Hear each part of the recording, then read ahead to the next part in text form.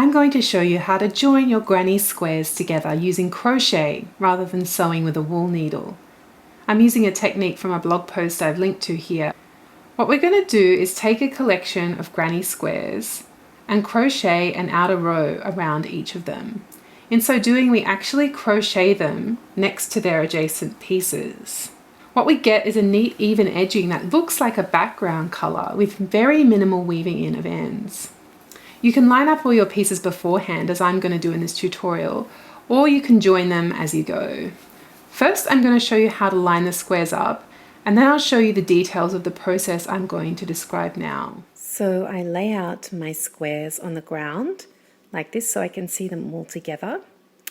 And then I group them into little bunches like these.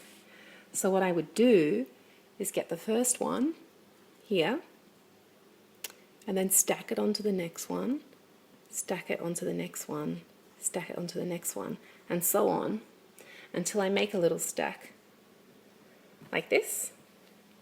Then I get a wool needle and thread through a piece of wool and tie it in a bow so they've got little stacks like this.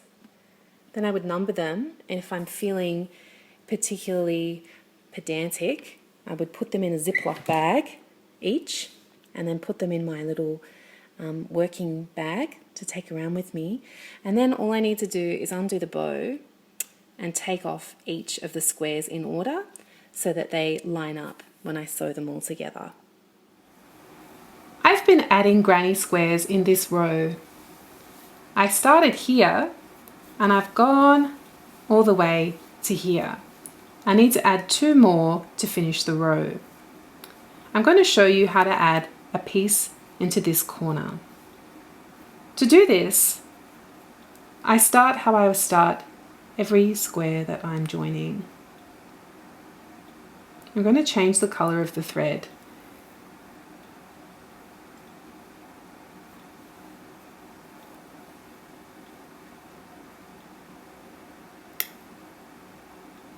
First, slip stitch into this corner.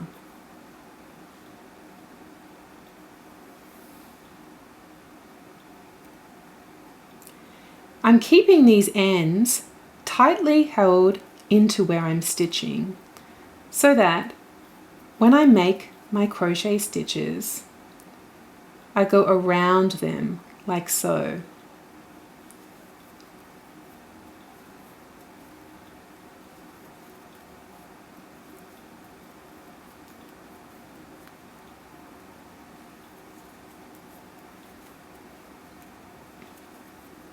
One corner piece is really all you need to keep the pieces of ends in place. So we can take these to the back now, and we'll just trim them off later. We don't need to weave them in any further.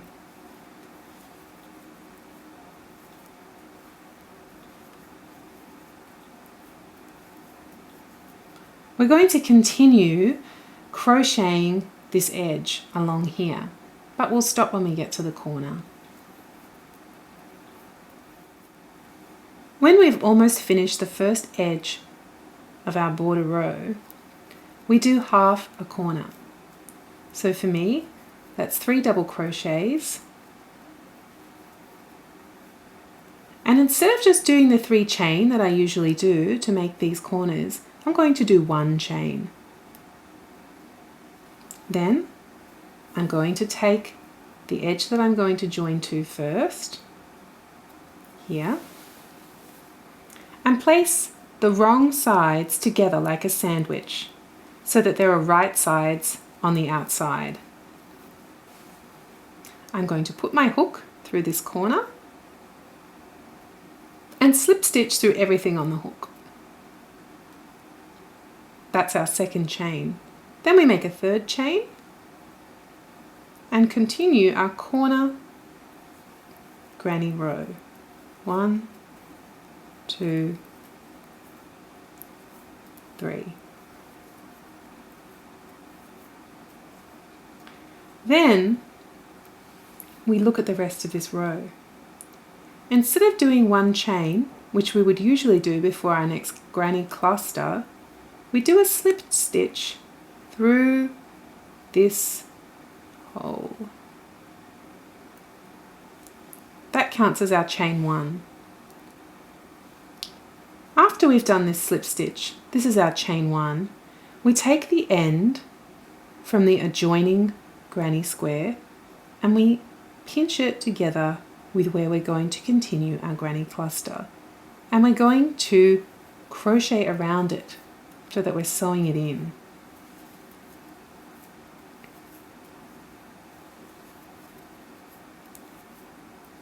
You've got to hold it tight with your pinching fingers here to make sure that it stays where you want it to stay. After this cluster, we look at the next hole on the adjoining piece. We take our end over and we slip stitch around all of this. We then take our end again, hold it tight against where we're going to do our next granny cluster, and crochet in the hole. 1, 2, 3. Again, we take our end, we slip stitch, we take our end again, and continue. When we get to the corner, it becomes a little bit more tricky. What we're going to do is do 1 cluster or half a corner, 3 double crochets,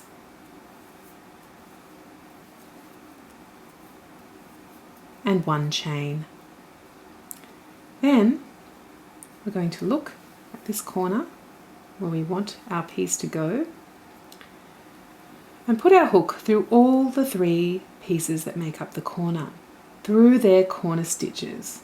1, 2, 3.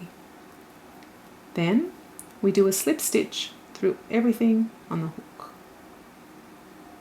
This can be a bit tricky. Then we do another chain. That makes our 3 chain. We finish our corner, 3 double crochets,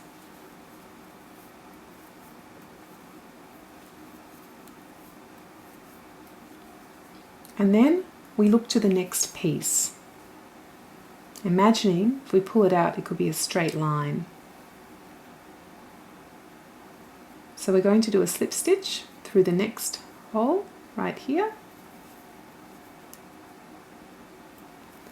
and continue our granny row here. 1,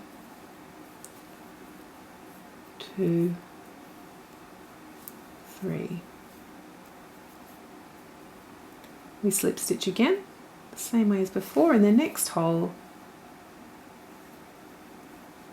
and continue creating our granny row here. When we get to the corner, we need to make sure that we secure this corner into the nexus of these 2 corners of this piece here. To do that, after we've done our last slip stitch in the last gap, we create half a granny corner. 1 double crochet, 2 double crochet, 3 double crochet, and then we do 1 chain. We then take our hook and thread it through the corner holes of each of these 2 pieces. Then we do a slip stitch to go through everything on the hook, and then a chain 1, completing our 3 chain that we would normally do in a granny corner. This is fastened it onto these other 2 pieces. We then complete our granny corner by doing 3 double crochets,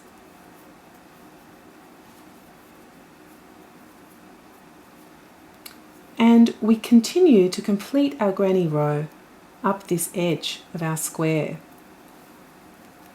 This will give us a right angle. leaving one square to complete the row.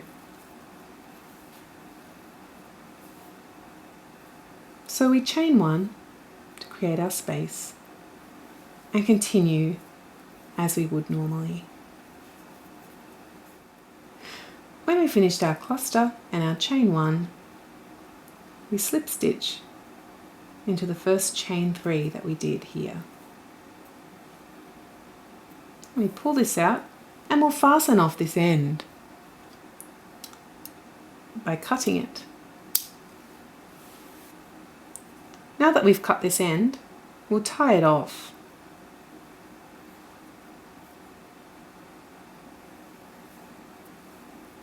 Securing it with a knot. You can see now that we've added that extra square, and we now only need to add one more square here. And when we do, we'll weave in this end as we crochet along, like we did across the other side. Then, when we've done that, we can go back and add more in rows. You can continue adding them to make it as big as you want or as small as you want. When you're done with your squares, you can then add a nice border, however you like, around the edge. Happy hooking!